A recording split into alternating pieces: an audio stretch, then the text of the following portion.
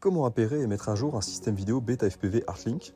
Depuis quelque temps, des systèmes vidéo numériques HD à prix plus abordable font leur apparition. Et le dernier challenger solide en date est Beta FPV avec un écosystème vidéo nommé ArtLink qui comporte actuellement un masque vidéo numérique VR04 HD et une AirUnit P1. Contrairement à ce que l'on pourrait penser, même s'il s'agit d'un système émergent, la procédure d'appairage et de mise à jour est très simple comparée à d'autres systèmes équivalents, c'est ce que nous allons rapidement voir. Dans un premier temps, vous aurez d'abord besoin d'appairer le système avant de tout mettre à jour, c'est bien plus pratique ainsi. Avec ArtLink, pour le moment, nul besoin d'une quelconque application, vous allez simplement avoir besoin d'une carte micro SD que vous insérez dans le masque vidéo. Pour ce faire, allumez votre système, AirUnit et masque vidéo, attendez quelques instants que tout soit bien démarré, puis dans n'importe quel ordre, appuyez une fois avec un petit objet fin sur le bouton d'appairage du masque et faites de même avec le petit bouton latéral de l'AirUnit.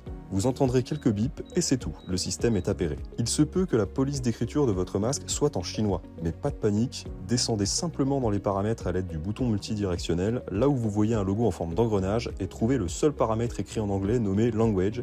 Vous pourrez ici tout passer en anglais. À présent, passons à la mise à jour.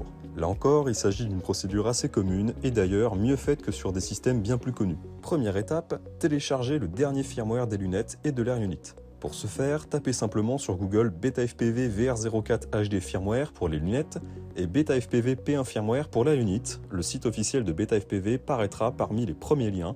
Vous pourrez télécharger les derniers firmwares sur chacun d'entre eux. Sélectionnez le même numéro de firmware pour les deux dispositifs, autrement vous risquez d'avoir des problèmes. Pour vous aider à vous repérer, le firmware du masque commence par GND comme Ground et celui de l'AirUnit par Sky comme Ciel, comme chez Wallsnail. Prochaine étape, mettez les deux firmwares à la racine d'une carte microSD vierge et insérez-la dans le masque. Allumez le masque et l'AirUnit, attendez qu'il s'initialise, puis rendez-vous dans les paramètres du masque via l'onglet Settings, puis System et cliquez sur Upgrade. À ce stade, vous n'avez plus rien à faire à part attendre, les lunettes vont se charger de se mettre à jour et de mettre à jour l'AirUnit en sans fil.